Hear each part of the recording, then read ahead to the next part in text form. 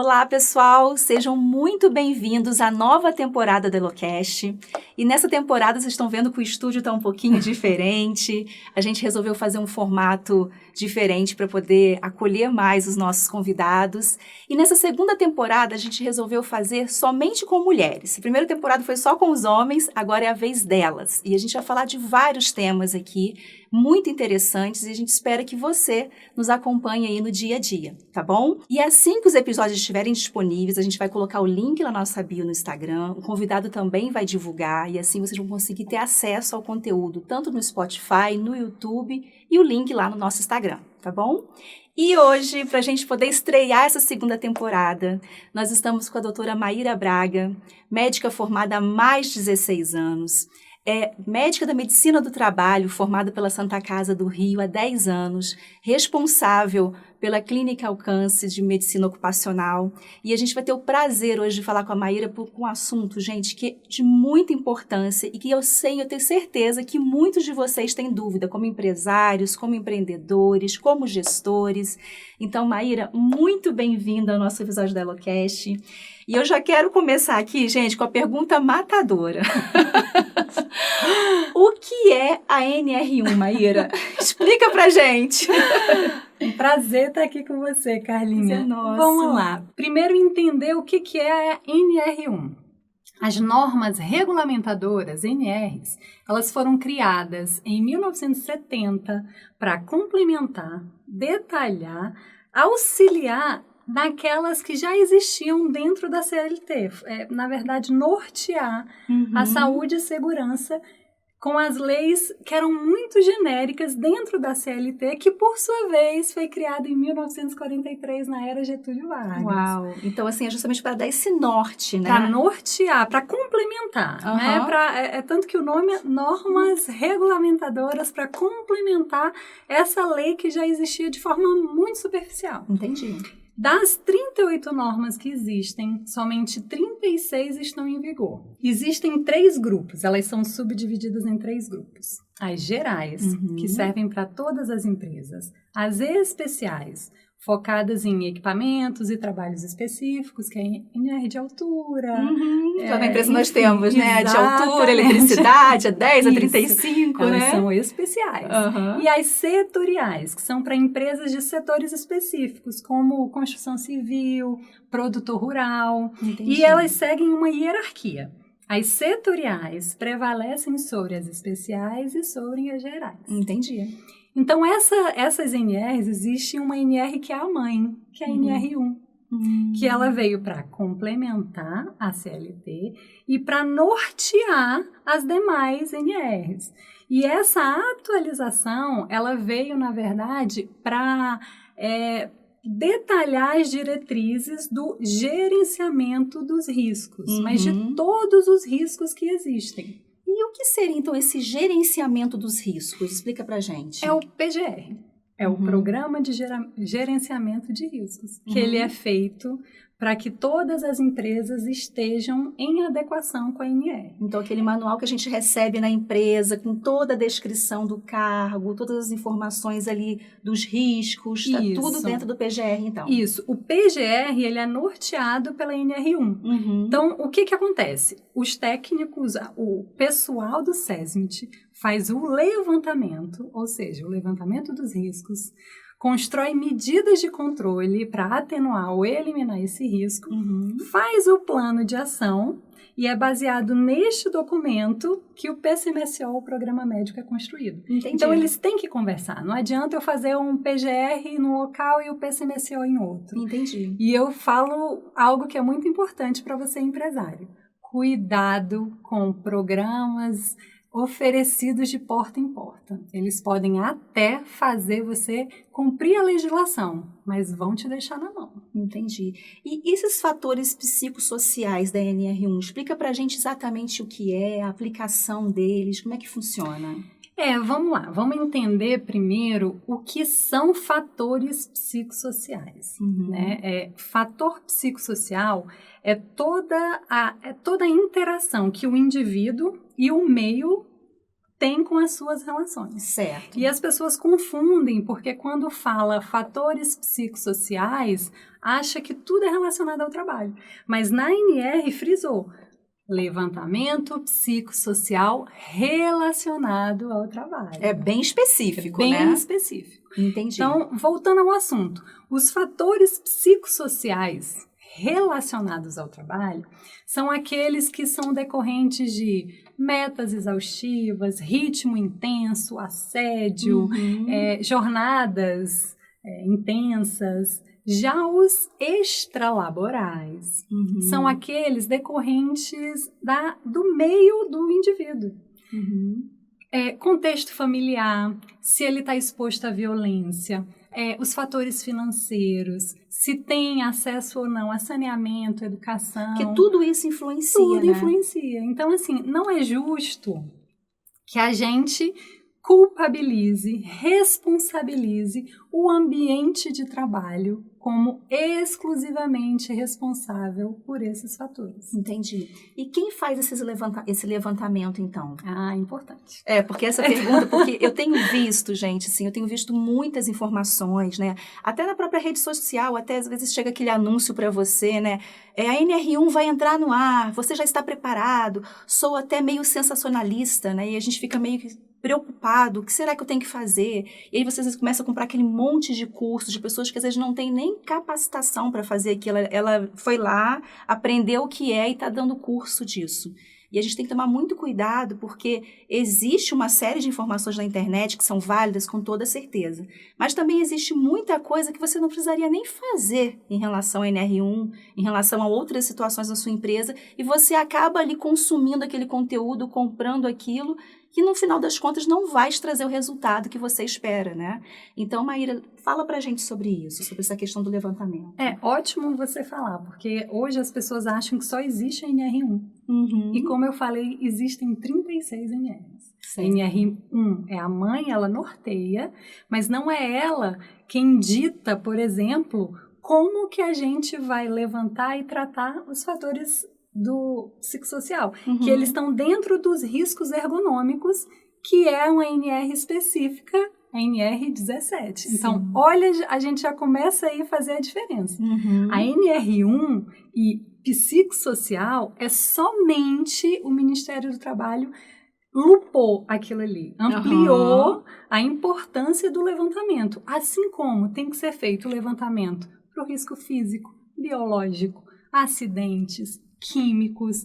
Então, não é só o levantamento psicossocial contido na NR. Certo. É a NR17, que é o fator que dentro dos riscos ergonômicos, onde norteia esse caminho do levantamento psicossocial. Entendi. E, na sua opinião, o que você acha que aconteceu, então, porque houve essa mudança, né? Vai ter essa implantação, mas por que você acha que gerou-se tanta discussão em cima da NR1? Na verdade, eu vou até complementar a pergunta que você me fez antes, que eu nem respondi, quem faz esse levantamento. Sim. Né? Se é uma exigência do Ministério do Trabalho, do MTE, os profissionais devem ser aqueles habilitados pelo MTE, Sim. que é o profissional do SESMIT, técnico de segurança, engenheiro de segurança do trabalho e médico do trabalho. Então, somente essas pessoas que são certificadas para fazer o levantamento dos riscos, que é o PGR. Certo. Tá? Construir o PGR. O PCMSO é feito pelo profissional de saúde, que é o médico do trabalho.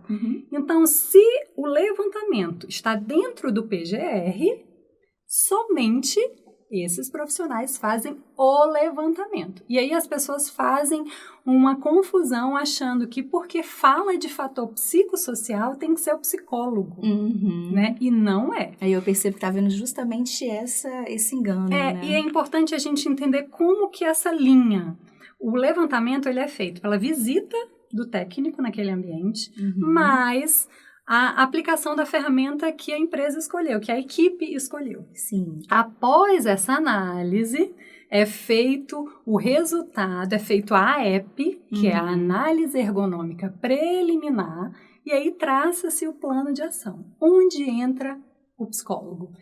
Nessa medida do plano de ação. Entendi. Entendeu? Entendi. Então, o psicólogo é essencial na condução da adequação, não no levantamento. O levantamento é feito pelo profissional de segurança que assina o PGR. Entendi. Entendeu? Até porque, né, a pessoa é certificada, ela tem que, de fato, assinar Sim, o documento, se assinar. responsabilizar por aquela informação, né? Então, o psicólogo, ele entra na condução, então, disso. Na condução.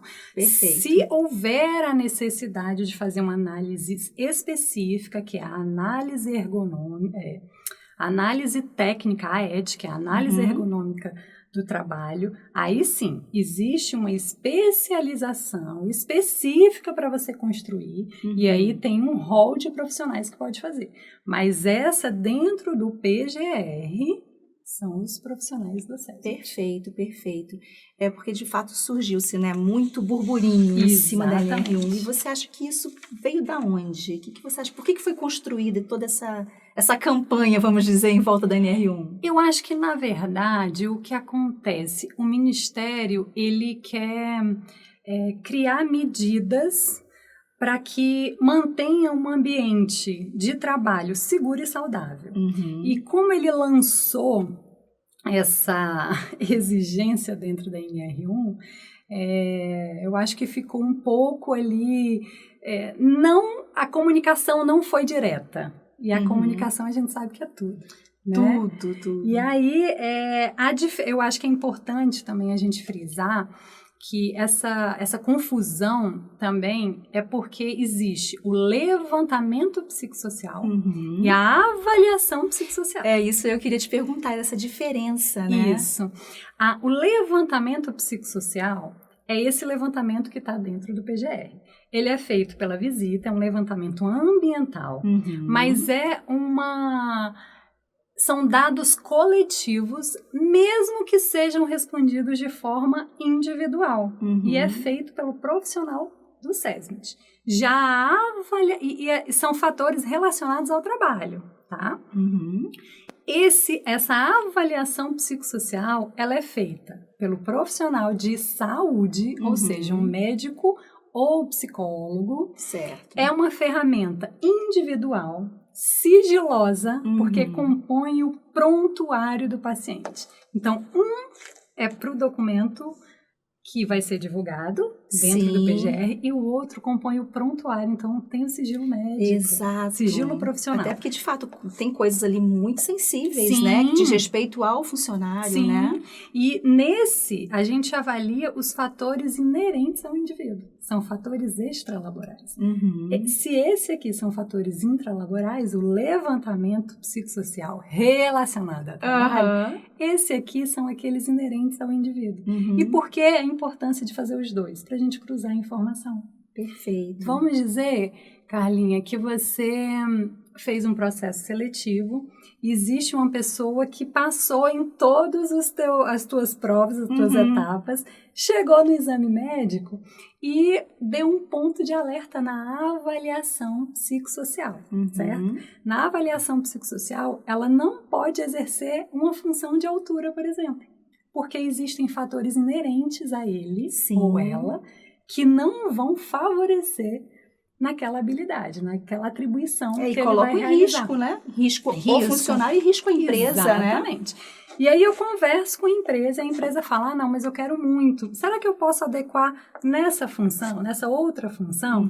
Aí eu faço, abro o sistema e vejo como que está o levantamento psicossocial. Se tiver ausência, pode. Entendi. Se tiver algum fator como, por exemplo, um risco amarelo ali de apoio dos colegas. É um ambiente onde a empresa está tratando essa interação da equipe.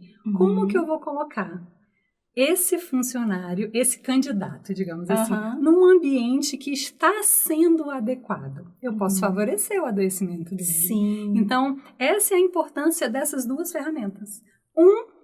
A gente vai identificar uma área na empresa que favoreça esse adoecimento mental e o outro, eu vou saber se o funcionário está entrando, o candidato está entrando já com uma condição pré-existente que não é relacionado ao trabalho. Perfeito, perfeito. E é justamente para a gente evitar esses riscos futuros, Sim. né? Porque muitas vezes eu observo, conversando com outros empresários, que esses manuais ou esses processos, né? PCMSO, PGR e todos os outros que são entregues pela medicina do trabalho, às vezes vão para uma gaveta, Isso. ficam guardadinhos lá, né? Isso. E acabam esquecendo de ler, de aplicar, de ver se tem alguma coisa que está fora da regra ali para poder adequar. Exatamente. E aí, quando vem o problema, né? E às vezes esquece até de passar por um exame regular, né? Isso. Periódico, né? E principalmente funções mais, né? Lá na empresa, por exemplo, a gente sempre gosta a nossa equipe técnica, eles são, assim, excelentes, eles passam pelos exames sempre, e sempre que é detectado algum ponto ali, a gente chama o profissional, a gente conversa. Sim. Então, a gente tem muito cuidado com isso, porque a gente sabe, primeiro, pela saúde do funcionário, e segundo, porque aquilo ali traz um risco muito grande para a empresa, um risco de imagem, um risco de um processo, né? São muitos riscos envolvidos. Então, se você deixa ele guardadinho na gaveta, é melhor pegar de volta, ler e aplicar, né? E assim, excelente você pontuar esse tema, porque essa é uma dificuldade que eu tenho. Porque a grande maioria dos empresários não fazem essa tratativa, pelo menos com a equipe de saúde e segurança. Quem está à frente ou é o contador, ou é alguém na empresa responsável. E quando eu falo, olha, eu preciso falar com o dono. Ah, não, pode falar comigo que eu passo. Não, tem assunto que eu só posso falar com o dono, você entende? Sim. E aí eu fico nesse impasse, faço o quê? Mando mensagem, mando e-mail, preciso conversar com você, para eu conseguir passar a gravidade, né? Qual é a medida que a gente pode eliminar? Porque também a gente esbarra hoje em muitas empresas não querendo fazer esse levantamento. Sim. Né? E por quê? Vão ter que mexer em algo, né? Vão ter que... E às vezes dói, né? Você tem que olhar para coisas que você sabe que você está ali protelando, jogando para debaixo do tapete, mas que você tem que olhar. Eu vejo 3 públicos aí. Normalmente empresas que têm muito conflito, empregador-trabalhador, não querem. Outras que têm afastamentos em excesso relacionado a fatores psicológicos. E as outras é que acham que fazer esse levantamento vai chamar mais a atenção do Ministério do Trabalho. Sabe que eu conversei com alguns empresários e alguns me confessaram que tem esse medo. Não, melhor não mexer nisso, porque aí começa a achar que é isso, que é aquilo, e aí eu não vou dar conta de aplicar, quando na verdade é o contrário, É o contrário, né? Assim, se eu posso dar algum conselho faça, porque fazer é pior. Eu friso isso, não fazer é pior. Vamos imaginar que numa fiscalização, que agora é tudo online. Sim, né? só chega lá no e-mail, ó. Por favor, enviar isso, ASO, esse, treinamento. Né? Então, você imagina, solicitaram para a empresa X. A empresa deu bandeira amarela em um fator psicossocial relacionado ao apoio dos colegas, certo? Mas a gente identificou, a gente colocou no plano de ação, a empresa aceitou e tem feito as melhorias. Então, ela consegue provar. Exato. Quando o Ministério recebe, ele fala, poxa, que legal, a empresa está agindo de boa fé. Apesar dela ter identificado, ela está caminhando para a melhoria. Sim. E não vai mudar. E, Maíra, eu sempre falo que o pior é aquilo que a gente não está vendo, né? Exatamente. Porque o que a gente não está vendo que é o perigoso. Assim, Carla, quando a gente decide empreender, não adianta a gente se esconder, né? O não saber não é o caminho. Então, imagina a situação de você descobrir que alguém da sua confiança na sua empresa te roubou. E aí você confiou sem fiscalizar? Como? Não pode, é seu negócio. O que acontece da porta para dentro é sim nossa responsabilidade. E você como empresária, né, sabe disso, né? Então, eu vejo, quando eu construo alguma coisa adaptada a essas alterações da legislação, a primeira coisa que eu penso meu Deus, que impacto vai ser econômico para as empresas, para os empresários, porque só a gente sabe Exatamente. como a gente precisa enxugar o gelo ali para dar conta do recado. E aí, avançando um pouco mais, além da falando da NR1 de uma maneira geral, né, mas falando agora dos motivos de afastamento, porque colocou-se muita luz em cima da questão emocional, né, do burnout, das questões mentais, mas você tem esse levantamento? Qual é o principal fator de afastamento hoje no Ministério do Trabalho? Então, é importante dizer que essa mídia, né, iniciou com um boom de 2023. Que aconteceu esse boom por causa da implementação do Ateste Med, que é uma ferramenta que o INSS iniciou para diminuir as filas, liberando os benefícios com análise documental. Certo. E para evitar benefícios concedidos com atestados falsos, fraudulentos, eles ainda estão lapidando. Então, mesmo que o período fosse curto, houve o afastamento. Então, deu aquele boom. Entendi. De 2022 para 2023, meu Deus! Né? Mas, dado recente agora de janeiro, que saiu do INSS, que dos mais de 4 milhões de afastamentos em 2025. 4 milhões? Mais de 4 milhões. Uau! Mais de 1 milhão foi decorrente a fatores osteomusculares. Isto é, postura, isso? Coluna, joelho, punho, e aí vai, né? Mas você ouve falar? Porque de fato a gente não ouve falar a respeito disso, não né? Ouve. E desses afastamentos, que é um afastamento expressivo. 546 mil são relacionados a transtornos mentais, de forma geral. Certo. Desses 546 mil, 2,86% são relacionados ao trabalho. 2%. Ou seja, 97% são fatores extralaborais. Por isso não é justo culpabilizar o trabalho. Existem outros estudos que comprovam que o trabalho promove o bem-estar, previne e não favorece. Sim. Dados de mortes, né, por autoextermínio são em população desempregada, não empregada ou aposentada.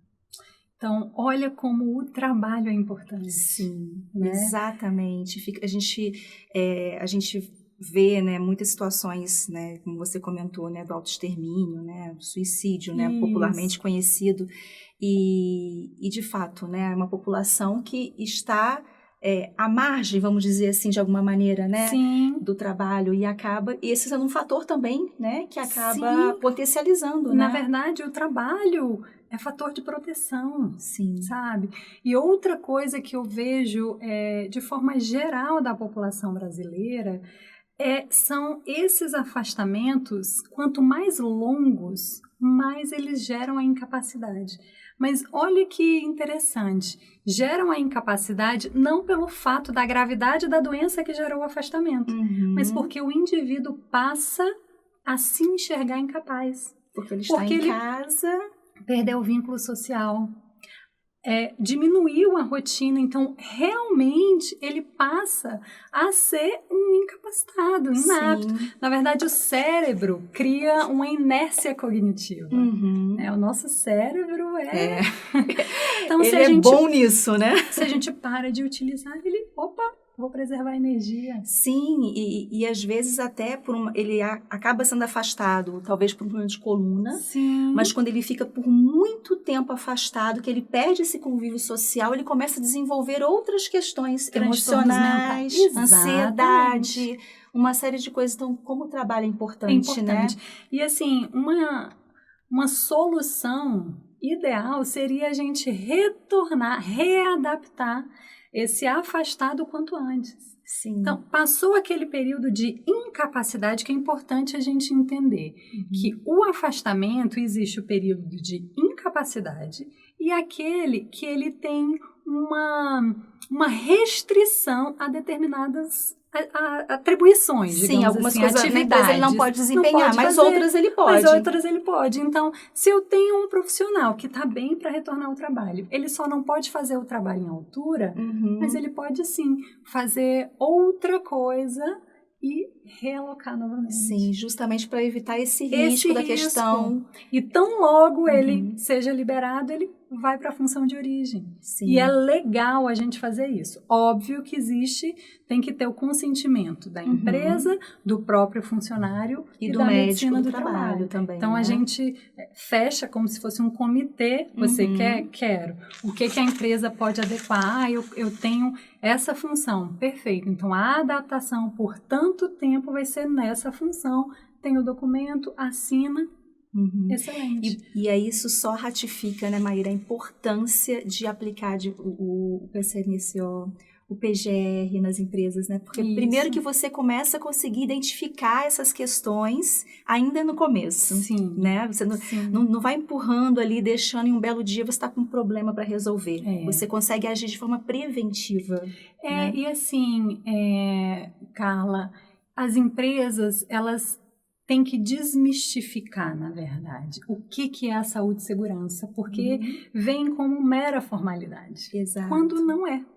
Podem ser usadas a favor, inclusive de benefício fiscal.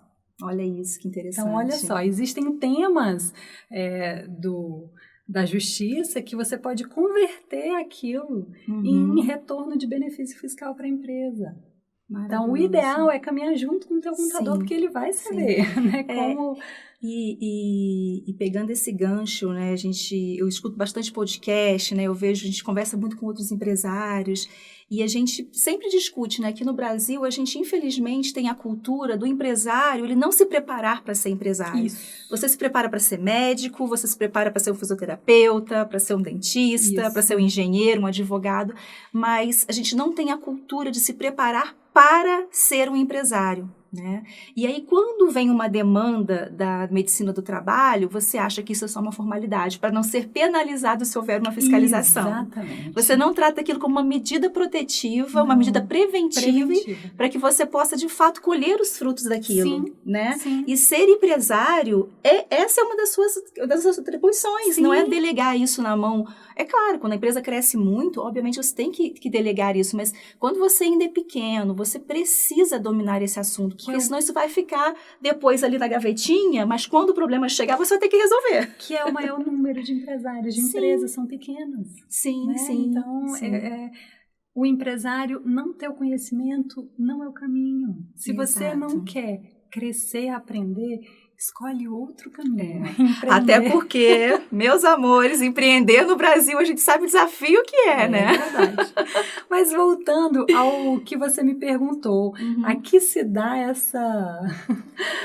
esse frisson? Esse frisson só no adoecimento mental. Eu quero acreditar que seja como educação.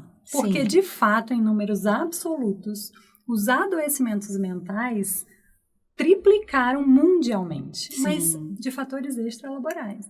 Então, a gente vê também um momento onde as pessoas estão com os valores muito deturpados.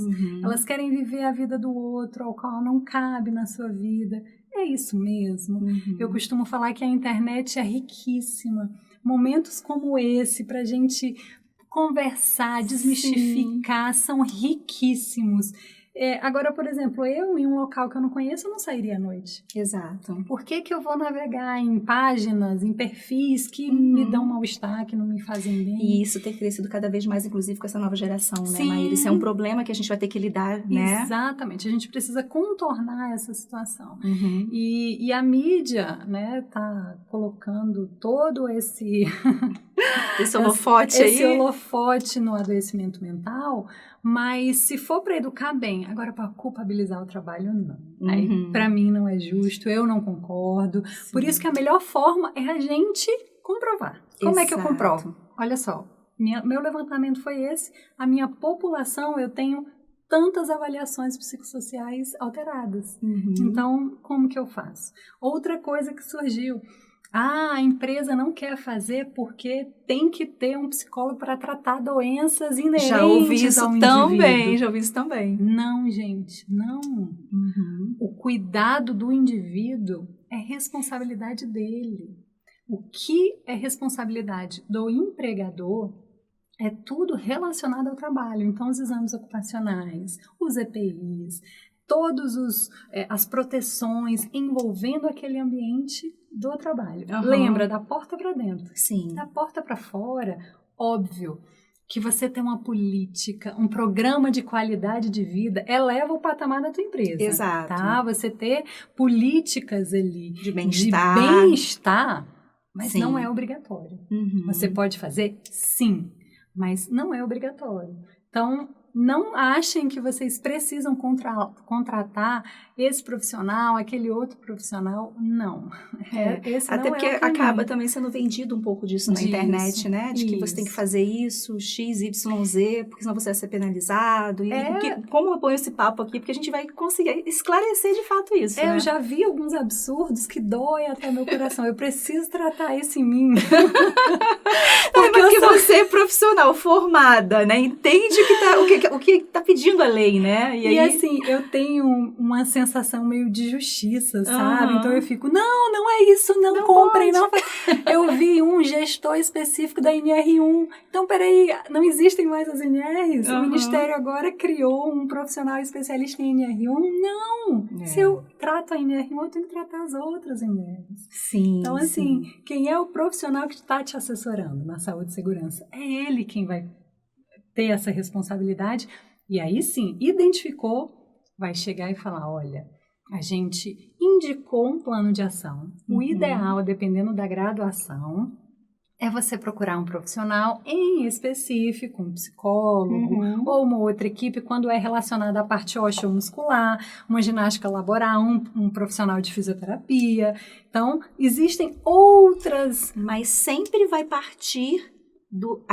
o profissional que eu tenho que procurar, né, é a minha medicina do trabalho, é quem presta esse serviço para mim, e eles é que vão me dar esse caminho. Exatamente. E olhem o plano de ação do PGR de vocês.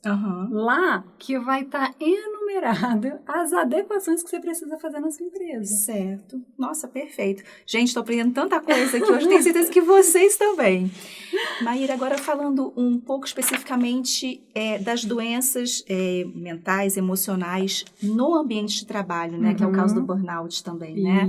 Eu trabalhei 10 anos em banco, então eu tenho vários amigos, né, que passaram por essa questão do burnout, né? Foram afastados, precisaram ser afastados, porque de fato é uma coisa que não tem nada, tem coisas que não tem nada a ver com a empresa, né? O indivíduo já vem com uma questão emocional, né? Relacional, familiar, enfim. E aí, na empresa, a produtividade dele cai e aí acaba desenrolando ali uma questão do afastamento. Sim. Ou tem situações que, de fato, a empresa pesa a mão, né? A empresa não tem um programa de desenvolvimento de bem-estar. E então, são coisas que a gente precisa realmente separar, porque senão fica todo mundo no mesmo bolo. E não é. Né? Então, fala um pouquinho pra gente em relação ao burnout. O burnout me fascina. Eu tenho um carinho pelo burnout, porque depois que eu consegui entender, eu mergulhei, eu falei, gente, isso é maravilhoso. E, por exemplo, teve um evento recente em janeiro, o Janeiro Branco do nosso município, maravilhoso para educar a população. Mas teve um tema que me chamou a atenção, que veio escrito burnout no trabalho. E assim, será que quem idealizou o evento sabe realmente o que é burnout? Porque se a gente der um Google simples, o que é burnout? Vai estar síndrome do esgotamento profissional. Então, eu falar burnout no trabalho é redundância. Então, e eu lembro também agora de uma pesquisa do Felipe Nunes, isso? Se eu não me engano depois eu passo a informação. Onde ele fez um levantamento e ele identificou que a maioria dos brasileiros acham que sabem mais do que sabem, do que efetivamente sabem. Quando eles são perguntados, eles respondem e acham com convicção que acertaram todas as perguntas. Olha só. Então, a Quando gente a dúvida vive... é tão necessária, né? Exatamente. Então, assim, a gente vive hoje em um momento onde a pessoa acha que assistiu uma palestra, buscou na internet, já se intitula sabedor, com propriedade daquela informação. Uhum. E hoje o burnout virou essas palavras coloquiais. Uhum. Pela OMS, categoricamente, burnout é uma síndrome de esgotamento exclusivamente relacionada ao trabalho remunerado. Uhum. Então, não existe burnout matrimonial, burnout materno. Eu tô com burnout da academia. Não existe. São terminologias coloquiais, mas não é burnout. O burnout, ele não é uma síndrome clínica. Ela precisa ter o cenário ocupacional. Então, a gente avalia os sintomas clínicos com o ambiente profissional. É necessário, então, esses dois para poder avaliar. Então, quem faz esse diagnóstico tem que conhecer o ambiente laboral. Uhum. Por que o profissional de psiquiatria dá toda a ferramenta, tem que dar toda a ferramenta para a gente, para o médico do trabalho, para o perito, e a gente constrói esse diagnóstico. Porque senão o profissional ele só vai saber um lado. Exato. Não quer dizer que a pessoa não tenha aquela clínica. Sim. Tem, mas a gente vai cruzar a informação. Então, olha a importância do levantamento psicossocial relacionado ao trabalho. Porque são fatores que corroboram com o burnout. Nossa, é perfeita essa sua colocação, porque é justamente isso. Às vezes o indivíduo já está com uma questão, né?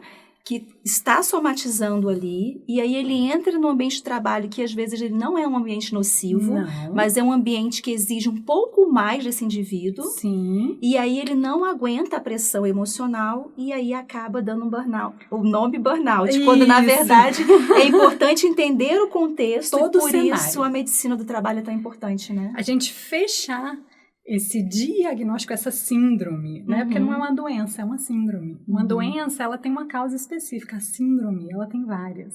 Então, até para exemplificar esse fato aí que você falou, eu gosto muito que um dos subtítulos, dos fatores que podem contribuir com o burnout é o conflito de valores. Então, por exemplo, se uma pessoa, isso aqui não tem nada a ver com política, por favor, com ideais socialistas, se candidata para a Bolsa de Valores. Vamos pensar nesses dois cenários. A pessoa vai feliz trabalhar? Não. Ele pode desenvolver burnout com os valores dela diariamente. Não quer dizer que é certo ou errado, mas a pessoa acredita em uma coisa e o ramo da empresa é outra. Então, ela pode desenvolver burnout? Pode. E a culpa da empresa? Não. Porque quando a pessoa se candidatou, ela sabia o ramo da empresa. Então, nem todo burnout é responsabilidade da empresa. Perfeito. Nem toda fadiga é burnout, mas todo burnout é uma fadiga.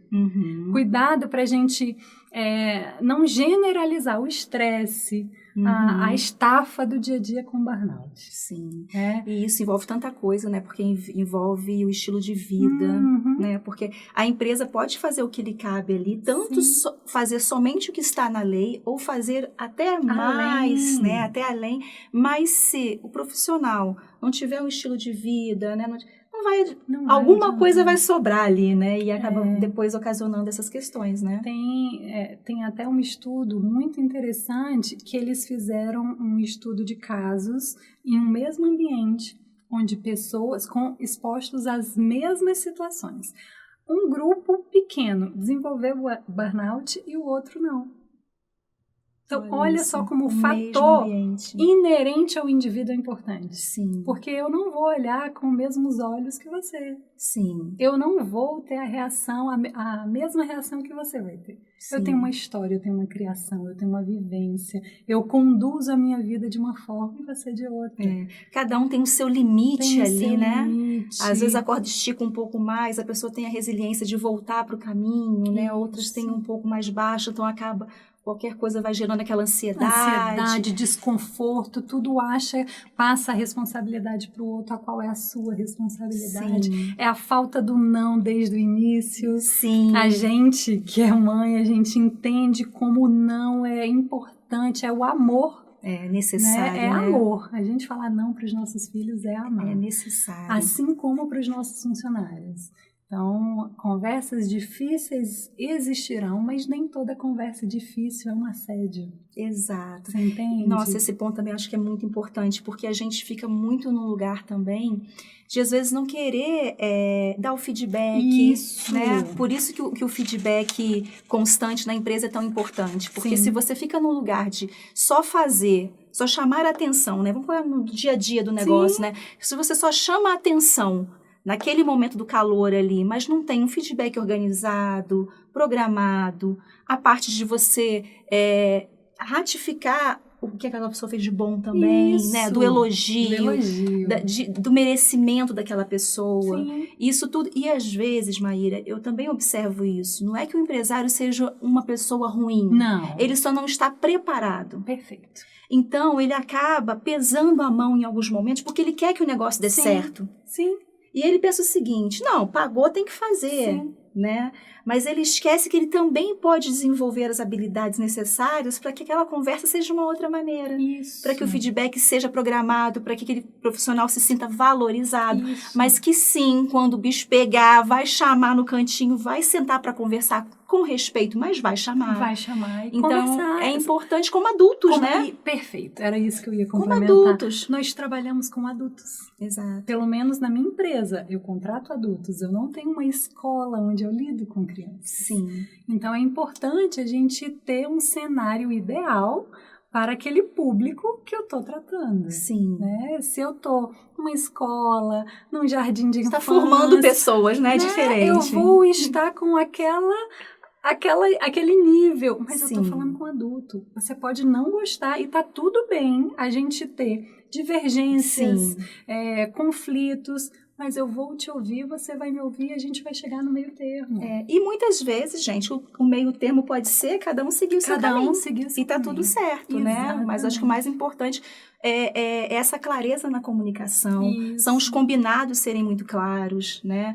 A medicina do trabalho está junto ali com a empresa para poder fazer as aplicações necessárias para a gente poder identificar isso e prevenir, né, eventuais problemas. Eu falo assim, que eu como médica do trabalho sou uma excelente empresária. Por quê?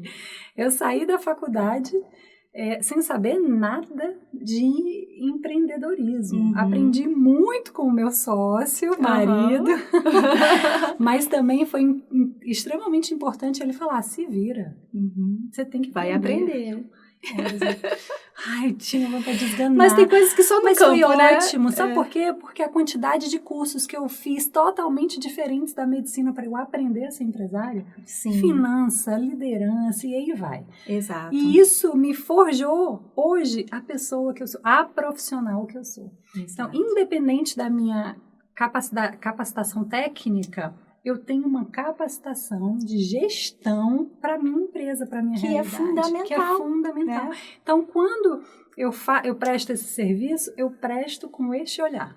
Porque você está nesse lugar, Sim, né? Eu estou nesse lugar. E muitas vezes eu não consigo fazer o que está no limite do meu cliente. E eu entendo. Sim. E eu entendo. Mas eu também não posso fazer aquilo que sobrepõe o meu limite. Porque você está ali daquele papel também, né? De orientá-lo, né? Sim, de mostrar para ele qual é o caminho, exatamente. né? O que pode e o que não pode, né? Gente, que papo gostoso, hein?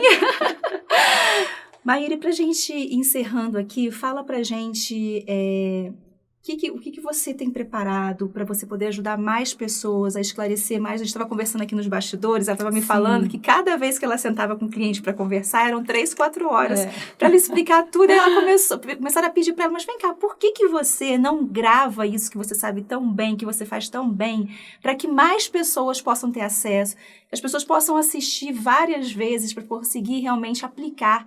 Porque não adianta a gente saber se a gente não aplica, né, Maíra? É verdade. Fala pra gente. E foi baseado nisso que ao longo desse último ano eu fui em mais um desafio. E a gente fez um manual, um compilado do que o pequeno empresário precisa saber para a condução do seu negócio saudável.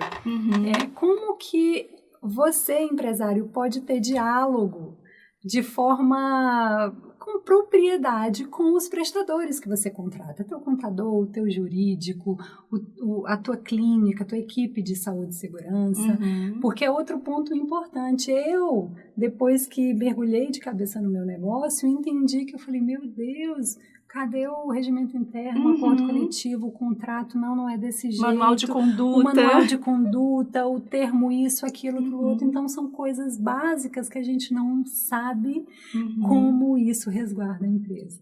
Então, esse compilado, eu pincelo, óbvio, o que é das áreas específicas, para que busquem o conhecimento nessas áreas e conduzo, baseado na minha experiência como empresária e como médica do trabalho, os pontos importantes que precisam ser vistos. Ótimo. E estou lançando. Assim que lançar... Olha, quando vai ir lançar, a gente vai colocar lá na rede social da Elo para vocês ficarem sabendo, porque eu acho que falta isso, sabe? Isso. É muita informação que a gente recebe no dia a dia, é muita coisa que chega. Então, ter uma pessoa que tem esse olhar de empresária e de profissional da área da medicina do trabalho é fundamental. Principalmente para os pequenos, né? Porque as empresas grandes já estão estruturadas, né? Já tem esse caminho. Agora, o pequeno, eu percebo essa resistência justamente pela falta de conhecimento e por não saber nem direito por onde começar. E o pequeno, assim como nós, começou ali no operacional e no estratégico. Exatamente. E ora quantas vezes eu atendia o cliente ali na recepção, eu entrava para atender. E aí o paciente falava, ué, mas eu falei, sou eu, assim.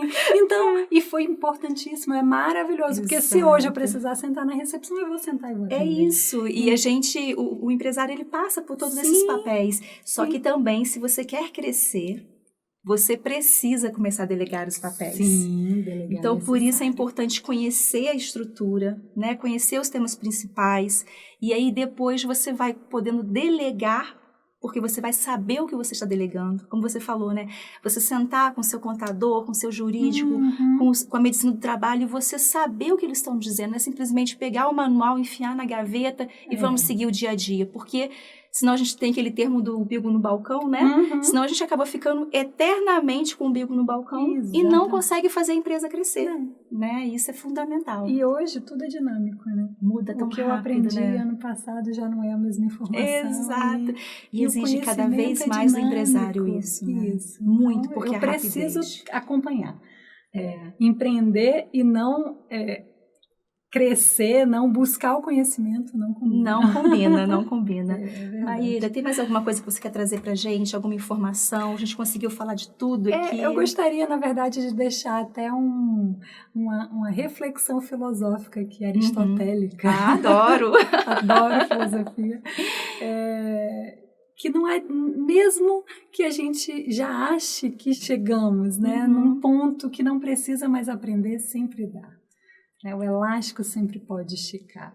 Então, que a gente possa, pelo menos, desenvolver uma das 4 virtudes cardeais. Exato. Né? Nossa, estava ouvindo um podcast agora sobre as 4 virtudes cardeais vindo para cá. Aí, viu? Então, esse é o nosso caminho. Às vezes, o que a gente gostou, aprendeu ontem, não é o que a gente deseja hoje para atingir esse objetivo.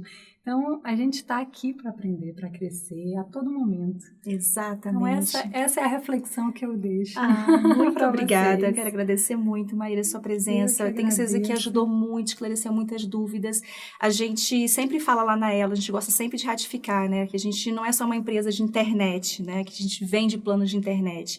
A gente é uma empresa de conexão, de conectividade. Por isso que cada vez mais a gente quer trazer assuntos como esse, tantos outros que é de interesse de muitas pessoas. A gente vai falar ao longo dos próximos episódios de assuntos que também são interessantes para mulheres e também para os homens, enfim, para o mercado, porque a gente entende que conexão é isso, é você conectar pessoas, falar de assuntos que são interessantes, que vai elevar o nível da gente, como você falou agora, de aprender, porque a gente está aqui para aprender diariamente. Então, o que valia ontem talvez não valha mais. E a gente tem que estar sempre aprendendo. Então, Maíra, mais uma vez, obrigada. Eu que agradeço pelo convite. Acompanhe, que logo, logo ela vai lançar esse curso e a gente vai divulgar. E você também, se você quiser indicar para a gente mais entrevistados, mais temas que a gente pode trazer nos próximos episódios, é só enviar um direct para a gente lá no Instagram. Tá bom, pessoal? Um beijo e até a próxima. Tchau, tchau. Tchau, gente.